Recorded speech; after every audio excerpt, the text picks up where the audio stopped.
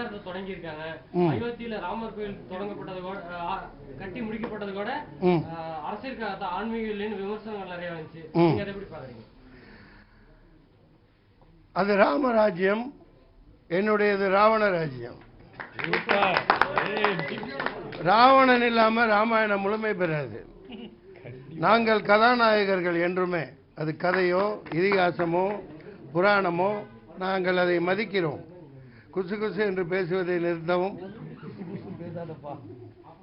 முக்கியமான கேள்வியை கேட்டிருக்கார். அவர்களை நான் ராமராஜ்யத்தை, இந்த ராவண ராஜ்யம் வாழ்த்துகிறது. ஏன்னா இந்த ராவணன் 14 வருடங்கள் சீதா பிராட்டியை பத்திரமா பாதுகாத்தவன்.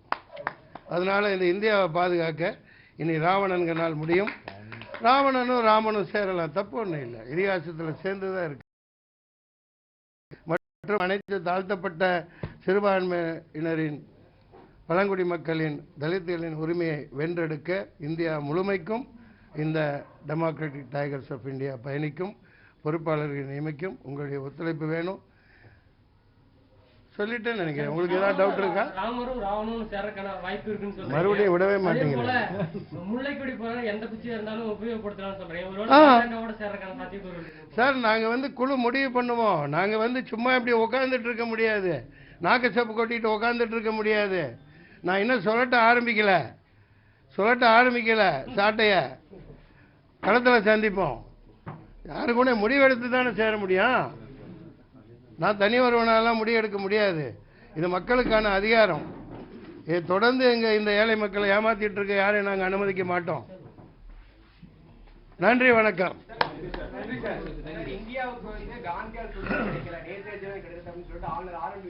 மறுபடியும் சொல்லுங்க, சத்தமா சொல்லுங்க, பதிவாகணும். நேதாஜி சுபாஷ் சந்திர போஸ், நேதாஜி சுபாஷ் சந்திரக்கு பின்னாடி எத்தனை முஸ்லீம்கள், தலித்துகள் இருந்தாங்கிறது உங்களுக்கு தெரியும். தமிழ்நாட்டில் கோடிக்கணக்காக கொட்டி கொடுத்தவங்கலாம் யாருங்கிறது உங்களுக்கு தெரியும். அமித்ஷாவா? யார்? அமீர் ஹம்சா. அதுக்கு முன்னாடி பார்க்க போனால் 1920களிலேயே நம்ம இது நடந்துச்சு பாருங்க, பஞ்சாபில் ஜாலியன்வாலா பாக். அப்போவே கூட சுபாஷ் சந்திர போஸ் சொன்னபடி அப்போவே சுதந்திரம் வாங்கியிருந்திருக்கலாம். ஆனால் காந்தியார் அதுக்கு கைதாகி பல வருடங்கள் நேரும் காந்தியும் செயலில் இருந்து அதை அனுபவிச்சு, ஏன்னா எல்லா வெள்ளைக்காரனுங்களும் போட்டில் அதை திருப்பி தாக்குனாங்க பாருங்க.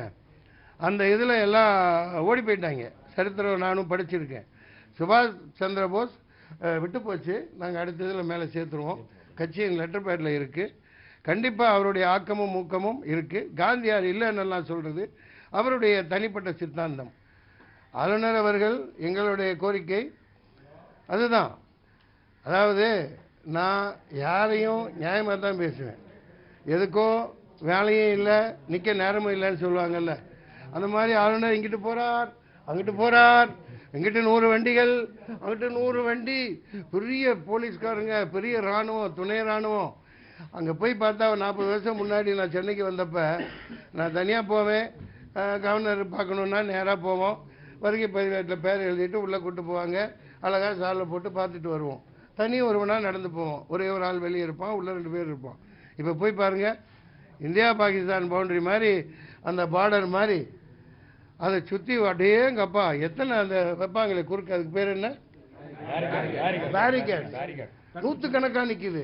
இங்கிட்டு 100 போலீஸ், அங்கிட்டு 100 போலீஸ். அவர் போறார். எதுக்கு போறார்? ஆளுநருக்கு வெளியே என்ன? சாமி கும்பிட போறார், ஷாப்பிங் போறார். அதுக்கு இந்த அரசியலை நாங்கள் இந்த டிடிஐ வேறு இருக்கோம். நாங்கள் எந்த பதவியில் இருந்தாலும் சரி, இந்த பாதுகாப்பு படை, பூனைப்படை, எலிப்படை, பிளாக் இதெல்லாம் இருக்காது. எளிமையாக இருப்பாங்கன்னா ஒரு ஆள் வேணால் கான்ஸ்டபிள் கூட வாங்க வச்சுக்கோங்க, பதிவு பண்ணுறதுக்கு அவ்வளவுதான்.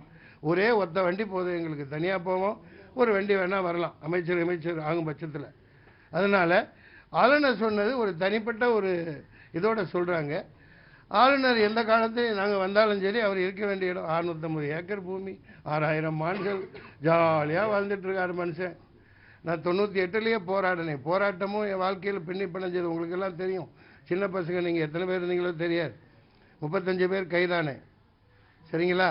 கிரிக்கெட் விளையாடினேன் ஆளுநர் மாளிகை முன்னாடி. அப்போ பீவி இருந்தாங்க, பாத்திமா பீவி. திமுக அரசு என்னை இங்கேயே கைது பண்ணிருச்சு. கிரிக்கெட் ஆட போனோம்.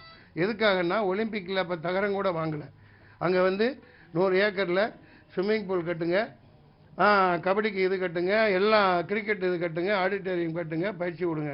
இப்போது நடிகர் சங்கத்துக்கு நான் சொல்கிறது கட்டி ஒரு ஸ்விம்மிங் பூல் கட்டி உலக தரத்துக்கு பயிற்சி கொடுக்கணும் பசங்களுக்கு. புரியுதுங்களா? ஏழை 100 பேர் சாப்பிட்டுட்டு போகணும் நடிகர்கள் தினமும் அங்கே, அந்த மாதிரி கட்டுங்க அப்படின்னு தான் அந்த நடிகர் சங்கத்துக்கு நான் கோரிக்கை வச்சேன். சுபாஷ் சந்திர போஸ் இந்திய அசைக்க முடியாத ஒரு மாபெரும் தலைவர். அவர் எப்படி செத்தாருங்கிறத இன்னும் சொல்ல மாட்டேங்கிறாங்க. ராமர் கோவில் வந்து இஸ்லாமியர்கள் ரத்தத்துல தான் கட்டப்பட்டது அப்படின்னு சொல்லி பலரும் கருத்து சொல்றாங்க. உங்களுடைய இது எப்படி? அது ராஜ்ய பரண சூத்திரமையா.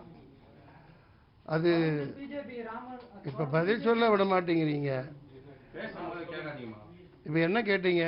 கேளுங்க ஐயா, சுருக்கமா வாங்க. ரொம்ப நேரம் பண்ணிக்கிட்டு இருந்தா மக்கள் பார்க்க மாட்டாங்க.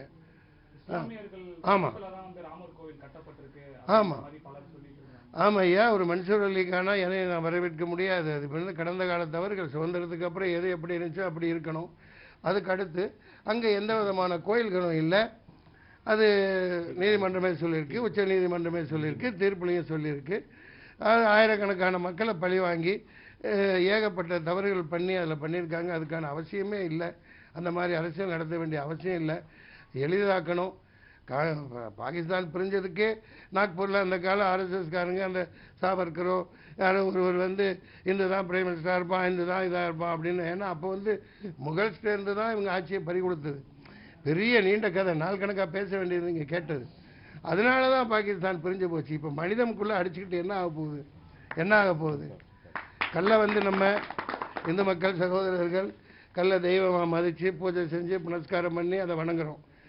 கல்லில் கடவுளை பார்க்குற நாம உயிரோடு வாழ்ந்துட்டு இருக்க மனுஷன்லாம் நீங்கள் கடவுளை பாருங்க.